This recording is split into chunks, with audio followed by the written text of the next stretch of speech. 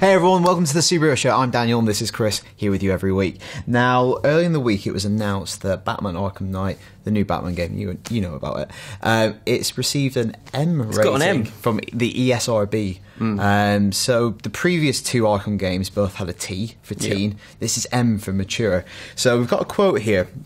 IGN spoke to the game director Sefton Hill, another Brit, and he said that he was kind of shocked that it got an M, but because they just didn't approach this game with a different mentality.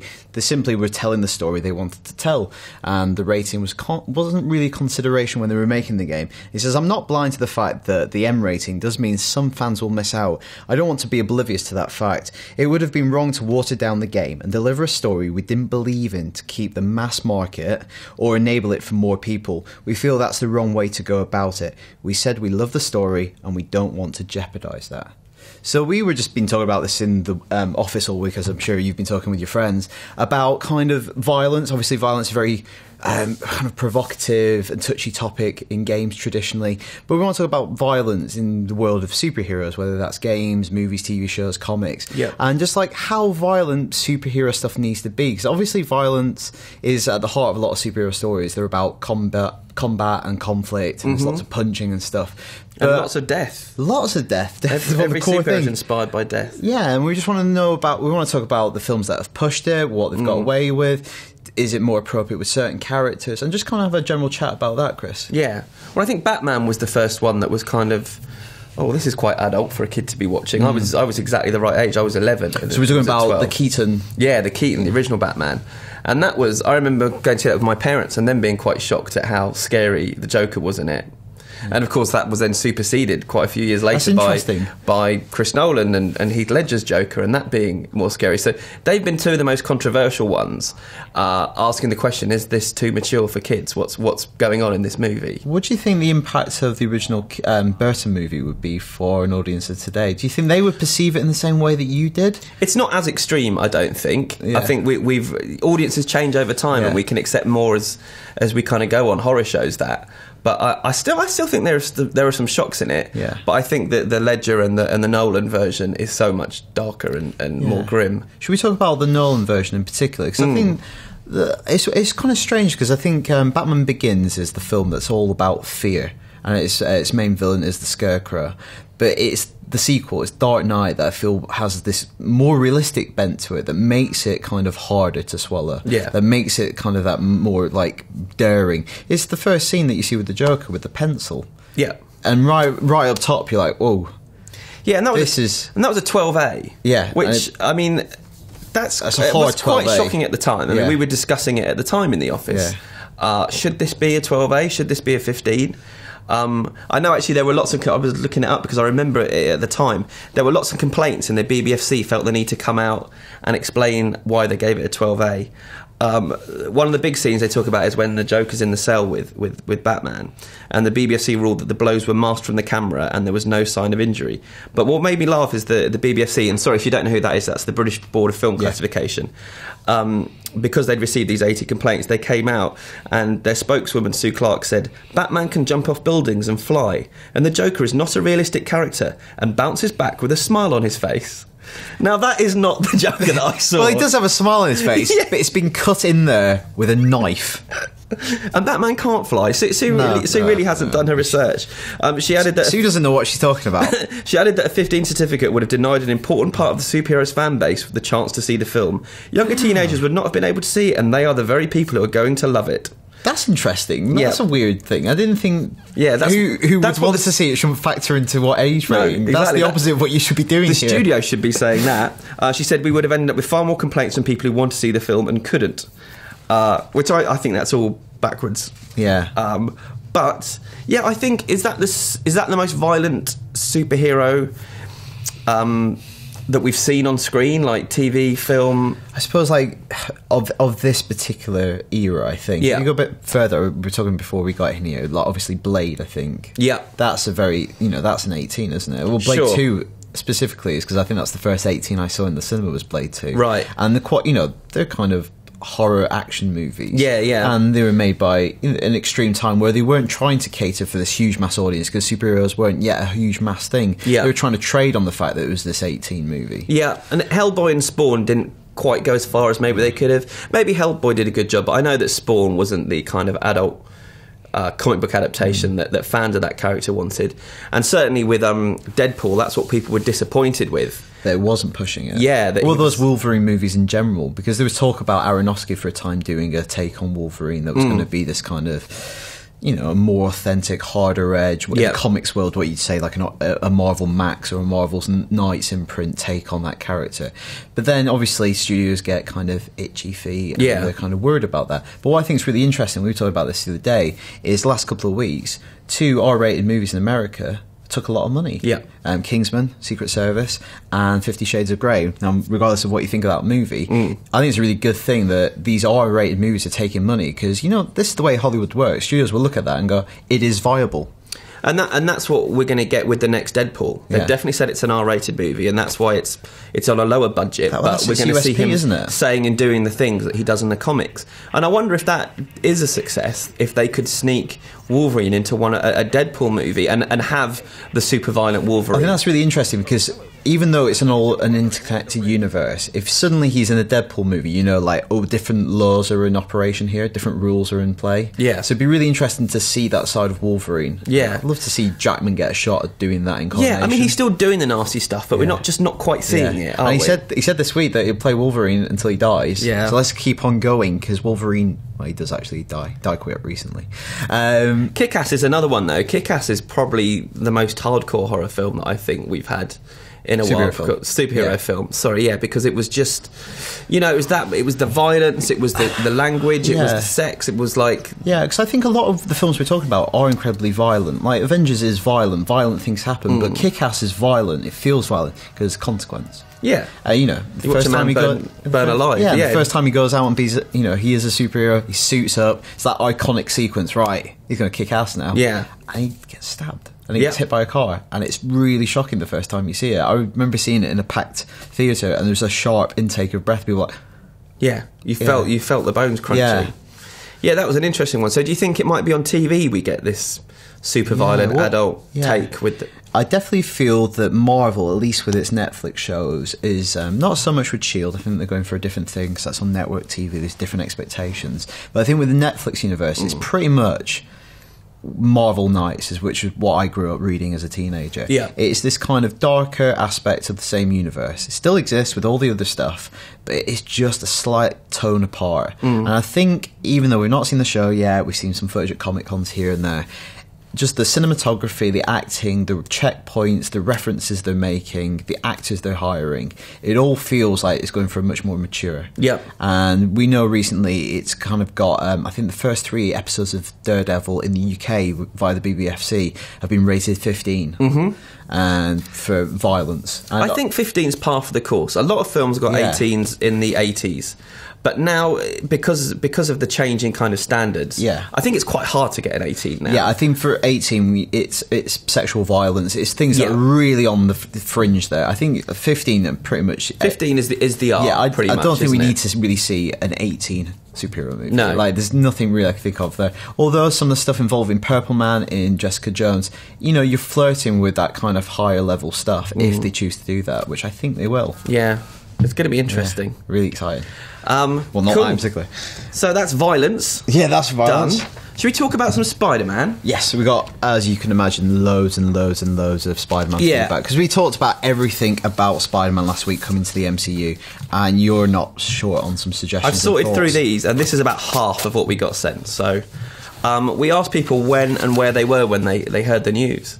Judgment Day. Yep, and so Nathway Cox says, you wanted to know where and where we were, what we were doing when the Spider-Man news hit. Well, I was in bed asleep. I live in Britain and it was like 3 a.m. when they announced it. Yeah. We didn't think about that, did we? Because we were in San Francisco. When I woke and finally saw the news, I couldn't believe it. As for casting, Dylan O'Brien for Spider-Man and Drew Goddard for the director. Which are your picks, aren't they? Oh, no, you were Logan Lerman. I had this discussion quite a lot on Twitter over the weekend. Yeah, a lot of people liking both those choices. Yeah. I'm something about Logan Lerman I like, although some people think he's a bit Disney Club. Okay. But I think he's done enough to, like, dispel that. Was he ever in that? Mickey Mouse? He wasn't very Disney Club in Fury. not impressed with being a wallflower either. So next one is from Alex. I heard that Marvel could use Spider-Man in English class. Me and my friend were just talking about Arrow and Flash TV shows. Then he was like, "Oh, what do you think about Marvel having Spider-Man?" And I was like, "What?" I think that's how you pronounce that. Yeah. I've got one from Gregorio Pastrana, which is a nice name. That's a really good name. Who says, when I first found out Spider would be joining the MCU, I was at school and a friend told me the news, but I couldn't believe it. The first thing that came to my mind was what was going to be his story and how would he fit into the MCU. Although I was first hesitant on him being a young Peter Parker, I eventually concluded a great story could be told this way. If Spider-Man is just starting out as a superhero and has much to learn, it would make sense to see Tony Stark take him under his wing and eventually drag him into the Civil War by having him reveal his identity. This would of course have many consequences on Peter as well as his loved ones, which could lead him to change sides in the war and mature as a superhero. We've got quite a few ideas from people about what they could do with him in the movie. So the Civil War. Yeah. Might get some answers on that, might we? Yeah. What? Teasing. Okay, hello, guys, my name is Teo. I do not think that Spider-Man can play the same role in the Civil War movie as the one he had in the comic, and I do not think that the whole reason of the conflict in the movie is going to be secret identities. No one in the MCU has secret identities so far. It's a really good point. I think the movie is going to be based rather on trying to find ways to control and regulate the superhero community. Spider-Man will be a cameo or a subplot at least, enough to get us excited for the standalone movie. And I think you're right there. I think a lot of people are thinking, oh, Civil War, it's going to be Civil War, and they don't have that amount of characters. Secret identity is a real good point there. I think it's going to be more about the impact they have on the world and the destruction they cause, which obviously was an issue in the Avengers.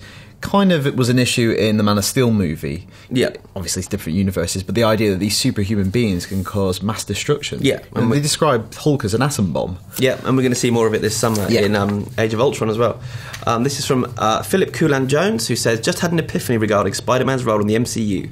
What if, instead of taking his iconic role from the comic storyline, Spider-Man replaces the New Warriors as the younger hero messes up and kickstarts the movement for the Registration Act? It would give Black Panther a chance to have a proper role, taking on Spider-Man's place in the original comic, or more likely he'll replace Namor as the foreign ruler who helps Cap out by providing shelter and muscle.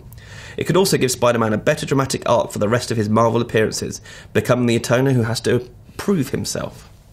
That is interesting. I wonder how much rewriting they're doing. Yeah. I wonder if it's a substantial rewrite or it's a simple kind of swap with some amendments. I think that's something we'll know in in 4, 5, 6 years' time. This will come out like Did they have two versions of the script bubbling under, or just in case? Yeah, the discussion's been going for so long. Yeah.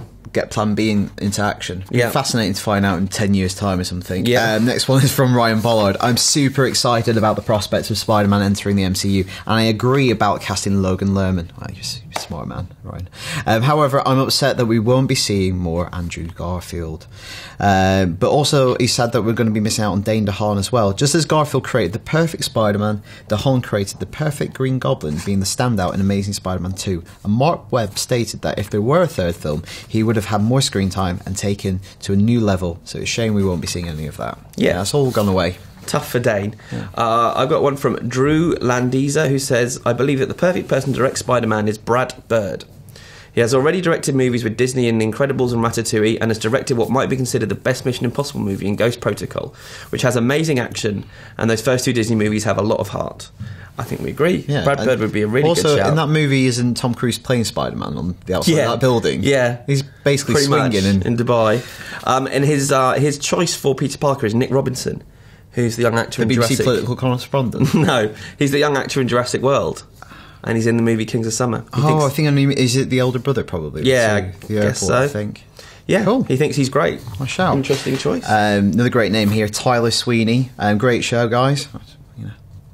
Try your best. Mm-hmm. First of all, Taron. He would be the perfect Peter Parker. I agree. Loved him in Kingsman. Kept thinking Spider-Man the whole time I was watching him. That's interesting. Quite agree. If he knew beforehand. As far as directors are concerned, I feel like Brad Bird, again, would be a great director to bring the charm of Spider-Man to the screen. He has always had a way of bringing heart to everything he touches, and he showed his action chops in Ghost Protocol. Wow. Yeah, we had a few Brad Birds coming in. Daniel O'Sullivan thinks both Logan Lerman and Dylan O'Brien are perfect options. I'm a fan of the Teen Wolf TV show. I think Dylan would be perfect choice for the new Peter Parker. His character in the show already pretty much mirrors that of Peter, and I urge you guys to check out a few episodes to understand what I'm talking about. Cool. Interesting. Yeah. So, final one from me is from Voldemort Lenshout. I'm sorry if I've said that incorrectly.